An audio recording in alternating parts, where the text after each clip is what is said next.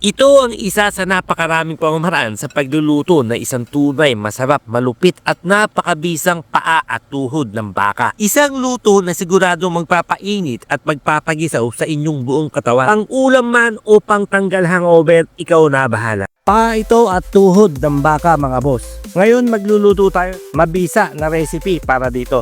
At para mas lalong maging malupit mga boss, samahan natin ng konting taba ng baka. Buhusan natin ng tubig mga boss hanggang sa malulod. Lagyan natin ng asin. Pakukuluan lang natin ito mga boss o papalambutan natin sa loob ng 40 minutos. Makalipas ang halos 40 minutos mga boss, hahanguin muna natin yung taba mga boss kasi yung taba madali lang lumambot. Iiwanan natin at papalambutan ulit natin yung tuhod. Okay mga boss, makalipas ang halos 2 oras na palambutan, i-check natin yan. Okay mga boss, i-check natin kung malambot na. Yun oh. Lalag na lalag. Ngayon naman mga boss, ibabalik na natin yung taba kanina. At saka natin dadagdagan ulit ng isang mangkok na tubig. Lagyan natin ng konting luya, sibuyas na puti para medyo manamis-namis. Kamote mga boss. Magdadala din yan ng konting tamis. Lalagyan din natin yan ng patatas mga bossing. Konting lapot naman ang hatid ng patatas.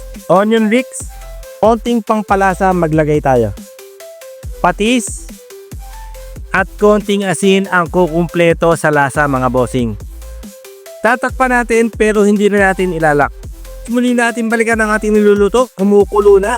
Lagyan natin ang pamintang buo at semidurog. Ilagay na rin natin mga boss yung Baguio beans. At syempre ilalagay na rin natin yung repolyo mga boss bago pa maluto yung kamote at yung patatas. Muli natin takpan ng ilang saglit mga bossing. Okay mga boss, lumipas lang ilang minuto. Ito na ang ating napakasarap, napakabisa at napakainit na tuhod at paa ng baka. Pang ulam at pang pulutan, ikaw na bahala mga boss. Siyempre may kasamang anli taba yan. Yan o. Anli taba na semi nalulusaw mga boss. Pang tanggal hangover, napakabisa nito mga bossing.